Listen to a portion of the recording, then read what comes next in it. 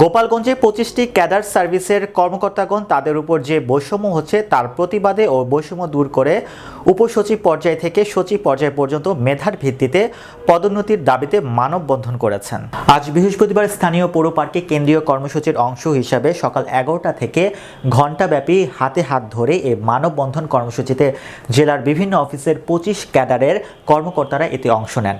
এ সময় কৃষি সম্প্রসারণ অধিদপ্তরের উপপরিচালক আব্দুল কাদের সর্দার, জেলা মৎস্য কর্মকর্তা বিজন কুমার নন্দী, গোপালগঞ্জ মহিলা কলেজের অধ্যক্ষ বেনজির আহমেদ প্রমুখ বক্তব্য রাখেন।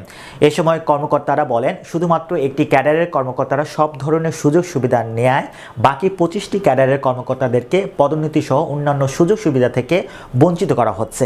এই অবস্থা চলতে পারে না। বিশেষ করে উপসচিব থেকে সচিব পর্যায় পর্যন্ত 25 ক্যাডারদেরও যাতে মেধার ভিত্তিতে নিয়োগ দেওয়া হয় তার দাবি জানানো হয়। আমরা কারো প্রতিপক্ষ না, আমরা কারো বিরুদ্ধেও না। আমাদের ন্যায়সঙ্গত যে অধিকার, সেই অধিকার বাস্তবায়িত হোক, তার পক্ষে আমাদের অবস্থান আমরা জানান।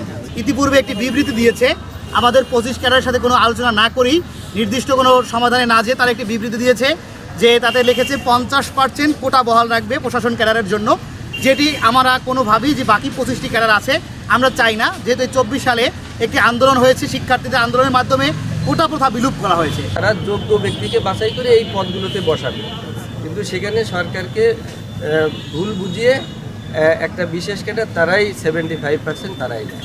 আপনারা যদি লক্ষ্য করে দেখেন, এখানে আমাদের বিশেষায়িত যে এক্সপার্টরা আছেন তারা মাঠ পর্যায়ে দীর্ঘদিন ধরে কাজ করছেন জনগণের সাথে, জনগণের কমায়।